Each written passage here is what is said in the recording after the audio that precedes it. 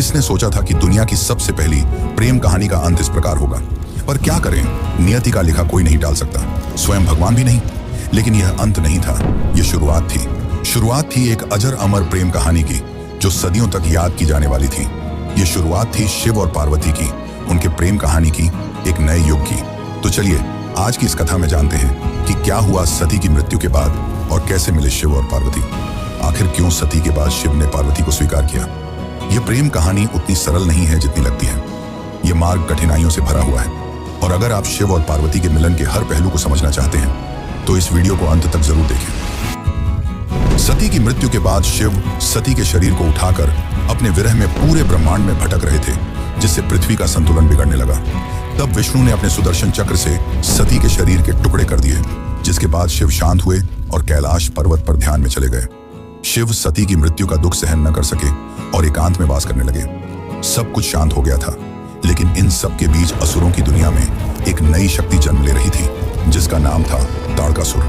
वह शिव की अनुपस्थिति में बढ़ती हुई अराजकता का प्रतीक था। उसने कठोर तपस्या की और अपने तपोबल से पूरे ब्रह्मांड को हिलाकर रख दिया। अंततः उसकी तपस्या से प्रसन्न होकर ब्रह्मा जी प्रकट हुए। ब्रह्मा जी ने कहा, मांगो पुत्र, क्या वर चाहते हो। तब ताड़कासुर ने कहा, हे ब्रह्मदेव, मुझे ऐसा वरदान दीजिए कि मेरी मृत्यु केवल शिव जी के पुत्र के हाथों ही हो। ब्रह्मा जी ने कहा, तथास्तु। ताड़कासुर जानता था कि शिव सती के विरह में कैलाश पर तप में लीन है और कभी दूसरा विवाह नहीं करेंगे। ऐसे में उनके पुत्र होने का तो सवाल ही नहीं उठता। यह वरदान पाकर ताड़कासुर चारों ओर तबाही मचाने लगा। उसका आतंक तीनों लोकों में फैल गया। देवताओं के आश्रम जल गए, यज्ञ नष्ट हो गए और स्वर्ग भी कांप उठा। तभी सभी देवता इंद्र सहित ब्रह्मा जी के पास पहुंचे और बोले, हे ब्रह्मदेव, यदि शिव न जागे तो सृष्टि नष्ट हो जाएगी। ब्रह्मा जी ने शांत और दुखी स्वर में कहा, उसकी मृत्यु शिव जी के पुत्र के द्वारा ही संभव है, और यह तभी हो सकता है जब शक्ति पुनः जन्म ले। तब देवताओं ने निर्णय लिया, शक्ति का पुनर्जन्म होना ही होगा, क्योंकि शिव और शक्ति के मिलन के बिना न सृष्टि चल सकती है, न संतुलन बन सकता है। यहीं से शुरू होती है असली कहानी, शिव और पार्वती के मिलन की कहानी। हिमालय की बर्फीली चोटियों के बीच, जहां नदियां रेशमी लहरों की तरह बहती हैं और हवा में शुद्धता की गंध घुली रहती है, वहां एक दिन धरती, आकाश और देवता सब एक पल को ठहर गए। राजा हिमवान और रानी मैना के घर एक दिव्य कन्या का जन्म हुआ। जब कन्या ने पहली बार आंखें खोली तो पूरा महल दिव्य आभा से भर गया। उनकी मुस्कान में करुणा थी और उनकी आंखों में अनंत ब्रह्मांड की गहराई, मानो स्वयं शक्ति स्वरूप हो। उस कन्या का नाम रखा गया पार्वती। समय के साथ वह कन्या बड़ी होने लगी। उसे बचपन से ही प्रकृति से गहरा लगाव था, फूलों से, जल से, पशु पक्षियों से और उस नीलकंठ देव से, जिनकी कहानियां अक्सर साधु संत गुनगुनाते थे। महादेव का वर्णन करता तब छोटी पार्वती की आंखें चमक उठती। उन्हें न जाने क्यों शिव की हर बात पर अपनापन महसूस होता था, जैसे आत्मा किसी अधूरे गीत को याद कर रही हो। वह घंटों तक हिमालय की गुफाओं में जाकर ध्यानमग्न हो जाती। कभी मिट्टी से शिवलिंग बनाती तो कभी फूलों से उनका श्रृंगार करती। उनके हृदय में बिना किसी सिखाए शिव के प्रति एक अटूट भक्ति जाग चुकी थी। जब पार्वती केवल 4 वर्ष की थी, तब महान नारद मुनि उनके परिवार से मिलने आए। अपनी प्यारी बेटी का भविष्य जानने के लिए उत्सुक हिमावन ने नारद मुनि से पार्वती की हथेली पढ़ने और यह बताने का अनुरोध किया कि नियति ने उसके लिए क्या रखा है। नारद ने जो खुलासा किया वह विस्मयकारी और परेशान करने वाला दोनों था। उन्होंने भविष्यवाणी की थी कि पार्वती एक आदर्श महिला बनेंगी, लोगों द्वारा पूजी जाएंगी तथा अनुग्रह और सद्गुण के प्रतीक के रूप में पूजी जाएंगी। हालांकि एक अशुभ भविष्यवाणी थी जिसने हिमावन को बहुत परेशान कर दिया। पार्वती का भावी पति कोई ऐसा व्यक्ति होगा जो परित्यक्त स्थानों पर रहता होगा, अजीब आभूषणों और चिथड़ों में लिपटा होगा। वह शाही कपड़ों से सुशोभित नहीं होगा और उसकी उपस्थिति ही दुनिया के लिए पहचानने योग्य नहीं होगी। यह सुनकर रानी मैना का चेहरा फीका पड़ गया। क्या मेरी बेटी उस त्यागी से विवाह करेगी? नारद मुस्कुराए, माता, आप उन्हें त्यागी कहती हैं, पर वे ही सृष्टि के अधिपति हैं। यह मिलन केवल विवाह नहीं होगा, यह ब्रह्मांड के संतुलन का पुनर्जन्म होगा। उस दिन से पार्वती के जीवन का लक्ष्य स्पष्ट हो गया। वह जानती थी कि उनका जन्म ही शिव को पाने के लिए हुआ है। न बाल्यावस्था की इच्छाएं, न राजसी सुख, बस एक संकल्प था उनके मन में कि वह उस एक आत्मा को फिर से पाएंगी जिससे उनका संबंध जन्मों से जुड़ा है। समय बीतता गया और छोटी पार्वती अब युवावस्था में प्रवेश कर चुकी थी। उनके चेहरे पर वही शांत आभा थी जो सती के समय थी, वही निश्चल दृष्टि, वही करुणा और वही अनकहा विरह। बचपन से ही उन्होंने अपने हृदय में शिव को महसूस किया था, पर अब वह भावना एक दृढ़ संकल्प बन चुकी थी। जब उन्होंने नारद मुनि की भविष्यवाणी सुनी कि उनका भाग्य स्वयं महादेव से जुड़ा है, तो उन्होंने तय कर लिया कि यदि उनका जीवन किसी उद्देश्य के लिए बना है तो वह केवल शिव की प्राप्ति है। एक दिन पार्वती ने अपने पिता हिमवान से कहा, पिताश्री, मुझे अब राजमहल में नहीं रहना, मुझे उस मार्ग पर चलना है जहां से मैं अपने प्रभु को पा सकूं। हिमवान ने आश्चर्य से पूछा, बेटी, क्या तू उस मार्ग की कठिनाइयों को जानती है? वह मार्ग फूलों से नहीं, अग्नि से भरा है। पार्वती मुस्कुराई और बोली, पिताश्री, प्रेम जब सच्चा हो तो अग्नि भी दीपक बन जाती।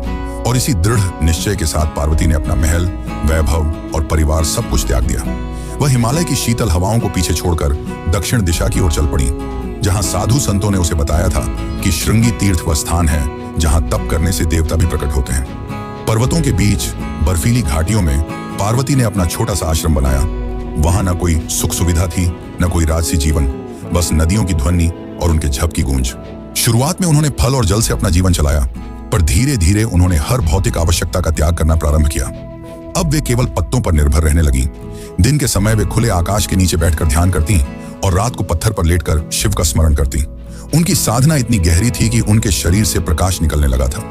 ऋषि मुनि जो उन्हें देखने आते कहते कि उनकी तपस्या किसी साधारण मानव की नहीं हो सकती। वर्ष बीतते गए, अब उनका जीवन केवल प्राणवायु पर निर्भर था। ऐसा लगता था मानो स्वयं प्रकृति उनकी साधना में लीन हो गई हो। उनकी आंखें बंद थीं, पर उनके मन में केवल एक नाम था, महादेव। जब पार्वती ने अपनी तपस्या जारी रखी तो दुनिया ताड़कासुर नामक एक भयंकर राक्षस के आतंक से त्रस्त हो गई। उसे हराने के लिए बेताब दिव्य देवताओं ने ब्रह्मा से सलाह मांगी। ब्रह्मा ने उन्हें बताया कि केवल भगवान शिव और पार्वती का पुत्र ही राक्षस को परास्त कर सकता है, लेकिन गहन ध्यान में डूबे शिवजी तक पहुंचना असंभव था।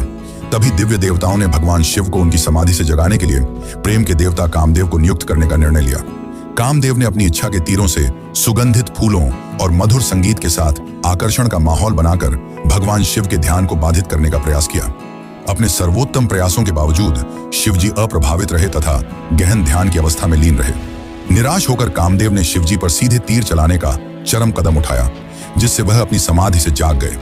कई वर्षों में पहली बार भगवान शिव ने अपनी आंखें खोली और जैसे ही उन्हें घुसपैठ का एहसास हुआ, उन्होंने उग्र ऊर्जा की चमक में अपनी तीसरी आंख खोली और कामदेव को नष्ट कर दिया। उसी क्षण कामदेव की पत्नी रति भगवान शिव के चरणों में गिर पड़ी और अपने पति के जीवन की भीख मांगने लगी। शिवजी हालांकि कठोर थे, नरम पड़ गए और कामदेव को एक वरदान दिया, वह जीवित रहेंगे लेकिन बिना शरीर के। तब से कामदेव निराकार अस्तित्व में है। इन सब के बाद ब्रह्मा, विष्णु और सभी देव कैलाश पहुंचे। ब्रह्मा ने शिवजी से शांत स्वर में कहा, हे महादेव, शक्ति फिर से जन्म ले चुकी है। वही शक्ति जो आपको समर्पित है, वह तप में लीन है और उसका संकल्प पूरे ब्रह्मांड को जला सकता है। केवल आपका स्नेह ही उसकी अग्नि को शांति दे सकता है। शिव ने कुछ पल मौन रहकर उत्तर नहीं दिया, पर उनके भीतर कुछ हिल चुका था। हजारों वर्षों की समाधि में पहली बार उन्होंने अपने हृदय में उस कंपन को महसूस किया, वही जो कभी सती के नाम से गूंजता था। अब समय आ गया था शिव और पार्वती के मिलन का, पर यह इतना भी आसान नहीं था। अब पार्वती को अपना प्रेम साबित। अब जानते हैं कि क्या हुआ जब शिवजी उनके सामने गए और कुछ ऐसा पूछा जिसने पार्वती को भी चकित कर दिया। लेकिन उससे पहले अगर आपको वीडियो अच्छी लग रही है तो इसे लाइक करके कमेंट में हर हर महादेव जरूर लिखें। श्रृंगी तीर्थ की गहरी घाटियों में जहां पार्वती अब भी तप में लीन थी, शिव अब जाग चुके थे। पर क्या वे पार्वती को तुरंत स्वीकार करेंगे?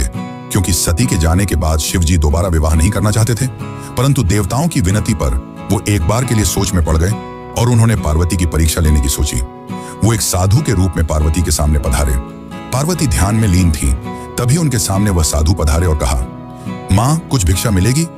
पार्वती ने अपनी आंखें खोली और करुणा भरी स्वर में कहा, मुनिवर, जो भी मेरे पास है वह आपका ही है। साधु ने मुस्कुराते हुए कहा, सुना है तुम तप कर रही हो किसी औघड़ योगी के लिए। पार्वती ने शांत स्वर में उत्तर दिया, हाँ, वही मेरे आराध्य हैं, वही मेरे जीवन का उद्देश्य। साधु हंस पड़े और कहा, अरे कन्या, तुम इतनी सुंदर, इतनी शालीन और उस योगी के लिए तप कर रही हो जो श्मशान में रहता है, जो भस्म रमाता है, जो सांपों को गले में डालता है, जो धन, वैभव और सुख से दूर भागता है। वह तुम्हारे योग्य नहीं। तुम किसी राजकुमार के योग्य हो, किसी देव के योग्य हो, न कि उस त्यागी के। क्षण भर को वायु थम गई। पार्वती की आंखें बंद थीं, पर चेहरा दृढ़ हो गया। उन्होंने धीरे से उत्तर दिया, मुनिवर, आप उस औघड़ को नहीं जाना। वही मृत्यु से परे है, वही सृष्टि का आरंभ है। वह भस्म रमाता है क्योंकि वह अहंकार को जलाकर शुद्ध करता है। वह श्मशान में रहता है क्योंकि उसे जीवन और मृत्यु का भय नहीं। वही योगी, वही त्यागी मेरा सर्वस्व है। संसार उसे त्यागा हुआ कहता है, पर मैं उसे सृष्टि का धड़कता हृदय मानती हूँ। मुनिवर हंस पड़े और कहा कि अगर उसने तुम्हें स्वीकार नहीं किया तो पार्वती की आंखों से करुणा बह निकली, पर स्वर पहले से भी स्थिर था और पार्वती ने शांत स्वर में कहा कि प्रेम में स्वीकृति या अस्वीकृति नहीं होती, केवल समर्पण होता है। मैं उन्हें पाने के लिए नहीं, उन्हें महसूस करने के लिए जन्मी हूं। यदि मेरा प्रेम सच्चा है तो उन्हें जागना ही होगा, क्योंकि शिव भी बिना शक्ति के अधूरे हैं। साधु उनकी यह बातें सुनकर मौन रह गया और उन्हें एहसास हुआ कि यही सती का पुनर्जन्म है। जिसके बाद वे अपने असली रूप में आए और मुस्कुराते हुए कहा, देवी, तुम्हारा प्रेम और भक्ति असली है। तुमने मुझे पाने की नहीं, समझने की साधना की है। मैं तुम्हें अपनी अर्धांगिनी के रूप में स्वीकार करता हूं। पार्वती की आंखों में आंसू थे और चेहरे पर मुस्कान। उन्होंने हाथ जोड़कर शिवजी को प्रणाम किया। हजारों सालों बाद आज फिर वह पल आया था जब ब्रह्मांड शिव के प्रेम का साक्षी बन रहा था। लेकिन अब भी इस कहानी का आखिरी पड़ाव बाकी है और वो है शिव और पार्वती का विवाह। श्रृंगी तीर्थ की वह कथा अब पूरे ब्रह्मांड में फैल चुकी थी। हर लोक में यह चर्चा थी कि हिमवान की पुत्री पार्वती ने अपने तप से स्वयं महादेव को प्रसन्न कर लिया है। देवता प्रसन्न थे और दिशाएं भी गूंज उठी थीं कि शक्ति फिर से शिव के पास लौट आई है। जब यह समाचार हिमालय पहुंचा तो वहां उत्सव जैसा माहौल था, पर इस आनंद के बीच एक चेहरा चिंतित था, राजा हिमावन का। रानी मैना बोली, स्वामी, हमारी बेटी को वह प्राप्त हुआ जिसे पाने के लिए वह कई वर्षों से तप कर रही थी, तो अब तो सब कुछ शुभ ही होगा। हिमावन ने गहरी सांस ली, उनकी आंखों में चिंता थी। मैना, मैं प्रसन्न हूं, पर मन में एक भय भी है।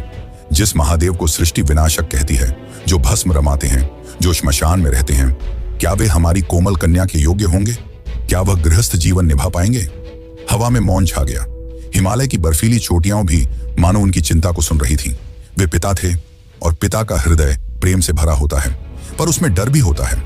उसी समय महल में एक तेजस्वी ऋषि का आगमन हुआ, ऋषि वशिष्ठ। उनके साथ कुछ देवगण भी थे, ब्रह्मा, विष्णु और कुबेर। पूरा महल उनकी आभा से आलोकित हो उठा। हिमावन ने चरणों में प्रणाम किया। स्वागत है महर्षि, किस कारण आप पधारे हैं? वशिष्ठ ने मुस्कुराते हुए कहा, राजन, हमें पता चला है कि आप अपनी पुत्री के विवाह को लेकर चिंतित हैं, पर जान लीजिए, यह कोई सामान्य विवाह नहीं, यह ब्रह्मांडीय संयोग है। यह मिलन केवल दो आत्माओं का नहीं, बल्कि सृष्टि के दो मूल तत्वों का संगम है, शिव और शक्ति का पुनर्मिलन। हिमावन ने धीमे स्वर में कहा, महर्षि, मैं जानता हूं कि महादेव सृष्टि के स्वामी हैं, पर उनका जीवन तपस्या में बीतता है। क्या ऐसी विरक्ति मेरी पुत्री के लिए उपयुक्त होंगे? ब्रह्मा ने आगे बढ़कर कहा, राजन, शिव का त्याग ही उनकी महिमा है। जो सब कुछ छोड़कर भी सबका रक्षक है, वही सच्चा स्वामी है। वह भस्म नहीं रमाते, वह मोह को जलाते हैं। वे श्मशान में नहीं रहते, वे मृत्यु पर विजय का प्रतीक हैं। तुम अपनी चिंता छोड़ो, क्योंकि यह विवाह स्वयं नियति ने लिखा है। विष्णु ने मुस्कुराते हुए कहा, राजा हिमावन, याद रखो, जब शिव और शक्ति एक होते हैं तभी ब्रह्मांड संतुलित होता है। उनके मिलन से ही तारकासुर का अंत संभव होगा और सृष्टि पुनः अपने मार्ग पर लौटेगी। कुबेर ने आगे कहा, और यदि तुम्हें चिंता है कि तुम्हारी पुत्री किसी निर्धन से विवाह कर रही है, तो जान लो, शिव ही मेरे स्वामी हैं, जिनके नाम से संपत्ति का अर्थ भी पवित्र हो जाता है। वे त्याग में भी संपूर्ण हैं और तप में भी राजसी। जब वे चाहें तो समस्त ब्रह्मांड उनके चरणों में रख सकता हूं। राजा हिमावन मौन खड़े रहे। उनकी आंखों में अब भय नहीं, श्रद्धा थी। उन्होंने धीरे से कहा, तो यह निश्चय है, यह विवाह केवल मेरी पुत्री का नहीं, सृष्टि की स्थिरता का है। वशिष्ठ ने सिर झुकाकर कहा, बिल्कुल, और इस विवाह का शुभ मुहूर्त भी तय हो चुका है। जिस दिन रोहिणी नक्षत्र और बुध एक साथ मिलेंगे, उसी दिन यह ब्रह्मांडीय युगल एक होगा। उस दिन को देवता भी पावन मानेंगे और वही दिन महाविवाह के रूप में सृष्टि में अंकित रहेगा। अब चालू होने वाला है शिव और पार्वती का विवाह, पर उससे पहले शिव जी अपनी बारात लेकर आएंगे और उनकी बारात को देखकर जो हुआ उसे जानकर आप भी चौंक जाएंगे। तो चलिए अब जानते हैं आगे की कथा। लेकिन उससे पहले अगर आपको वीडियो अच्छी लग रही है तो इसे अपने मित्रों और रिश्तेदारों को भी जरूर शेयर करें। विवाह की तिथि निश्चित हो चुकी थी। शिव जो सदियों से मौन थे, अब अपने विवाह की तैयारी में थे, पर यह तैयारी संसार जैसी नहीं थी। महादेव ने अपनी जटाओं से गंगा को प्रवाहित किया, अपने शरीर पर भस्म रमाई और नागों को गले में धारण किया। उनके माथे पर त्रिपुंड भभूति चमक रही थी। यह कोई राजसी दूल्हा नहीं, एक औघड़ योगी थे, जिनके लिए वैभव का कोई अर्थ नहीं, परंतु उनकी बारात, वह तो पूरे ब्रह्मांड की सबसे अनोखी बारात बनने वाली थी। चारों दिशाओं से विचित्र प्राणी आने लगे। कोई भूत था, कोई प्रेत, कोई योगी, कोई सिद्ध, कोई नग्न था, कोई राख से ढका, कोई डमरू बजा रहा था तो कोई चिल्ला रहा था, हर हर महादेव। गंधर्वों के गीतों में अघोरियों के नृत्य घुल गए थे। शंख, डमरू, मृदंग और तांडव की ध्वनियां मिलकर एक अकल्पनीय लय बना रही थी। स्वयं विष्णु और ब्रह्मा बारात में सम्मिलित हुए। यह एक ऐसी बारात थी जिसमें देवता भी थे और दानव भी। क्योंकि शिव सबके हैं, किसी वर्ग के नहीं। बारात जब हिमालय की ओर चली तो आकाश रंगों से भर गया। पुष्पों की वर्षा हो रही थी, पर्वत झूम रहे थे और चारों ओर केवल एक ही नाम, बोलो बम बम भोले। लेकिन जैसे ही यह अनोखी बारात हिमावन के महल के समीप पहुंची, वहां का दृश्य कुछ और था। महल में मंगल गीत गूंज रहे थे, स्त्रियां आरती की थाल सजाए खड़ी थीं। पर जब उन्होंने शिव की बारात देखी, उनके चेहरों से रंग उड़ गए। भस्म रमाए भूत, कंकालों की माला पहने प्रेत और विचित्र रूपों वाले योगी। यह दृश्य भयावह था। मीना देवी का चेहरा पीला पड़ गया। उन्होंने घबराकर कहा, स्वामी हिमावन, यह कैसी बारात है? क्या यही वह वर है जिसके लिए हमारी पुत्री ने तप किया? रानी मीना की आंखों में भय था। उन्हें लगा यह कोई विवाह नहीं, कोई प्रलय आने वाला है। वह कांपते स्वर में बोली, मैं अपनी बेटी को ऐसे वर के हाथों नहीं सौंप सकती। ये तो देव नहीं, मृत्यु का रूप है। पार्वती शांत थी, उनके चेहरे पर एक गहरी मुस्कान थी। वे आगे बढ़ी और अपनी मां के हाथ पकड़ते हुए बोली, माता, आप उन्हें उनके रूप से मत आंकिए। भस्म उनकी साधना है, श्मशान उनका ध्यान स्थल। वह किसी को डराने नहीं आए, वह स्वयं मृत्यु को भी जीवन देना जानते हैं। यही मेरे प्रभु हैं, सरल परंतु अनंत। उनकी वाणी में ऐसी शांति थी कि मीना के मन का भय पिघलने लगा। तभी पार्वती ने धीरे से कैलाश की दिशा में देखा और विनम्रता से कहा, प्रभु, आपकी बारात तो दिव्यता से भरी है, परंतु मेरी माता का हृदय भय से कांप रहा है। क्या आप अपने उस रूप में आ सकते हैं जिसे संसार देख सके? शिव ने मुस्कुराकर अपनी आंखें बंद की। पल के मौन के बाद जब उन्होंने उन्हें खोला तो समूचा वातावरण बदल गया। राख झरने लगी, नाग झुक गए और भूत प्रेतों का हाहाकार एक मधुर स्वर में बदल गया। अब वहां खड़े थे सुंदर मूर्ति महादेव, गले में पुष्पमालाएं, माथे पर चंद्र की कोमल ज्योति, तन पर रेशमी वस्त्र और मुस्कान में शांति का सागर। उनके दिव्य रूप को देखकर सब लोग विस्मित रह गए। रानी मीना की आंखों में आंसू थे, भय के नहीं, श्रद्धा के। उन्होंने हाथ जोड़ लिए, प्रभु, अब मैं समझी, यही ब्रह्मांड के स्वामी हैं, यही मेरी पुत्री के योग्य हैं। शिव ने स्नेह भरी दृष्टि से पार्वती की ओर देखा और कहा, देवी, तुम्हारे प्रेम ने मेरे अघोर को भी सुंदर बना दिया। देवगण, सिद्ध, योगी, गंधर्व सब एक साथ एक ही स्थान पर एकत्र हुए। स्वर्ग, पृथ्वी और पाताल तीनों लोग उस क्षण एक हो गए थे। कोई शत्रु नहीं, कोई भय नहीं। राजा हिमावन ने विशाल सभा सजवाई थी। सुवर्ण कलशों में गंगा जल भरा गया। वेदों के मंत्रों की ध्वनि पूरे वातावरण में गूंज रही थी। स्वयं ब्रह्मा ने आचार्य बनकर विवाह का विधान आरंभ किया। उनका स्वर गंभीर परंतु मधुर था। ओम पार्वत्य शिवाय नमः। विष्णु ने आगे बढ़कर कन्यादान किया। यह कोई साधारण क्षण नहीं था। स्वयं सृष्टि का पालक अपनी ही ऊर्जा का दान कर रहा था सृष्टि के संहारक को, ताकि सृजन, पालन और संहार का संतुलन फिर से स्थिर हो सके। विष्णु ने कहा, हे प्रभु, आज मैं आपको वह प्रदान करता हूं जो इस ब्रह्मांड की आत्मा है। पार्वती केवल मेरी बहन नहीं, बल्कि वह शक्ति है जिसके बिना सृष्टि अधूरी है। उन्हें स्नेह दो, क्योंकि यही प्रेम ब्रह्मांड को जीवित रखता है। शिव ने दोनों हाथ जोड़कर उत्तर दिया, नारायण, मैं वचन देता हूं कि जिस शक्ति ने मुझे जागृत किया उसे मैं अपने अस्तित्व का आधा भाग बनाऊंगा।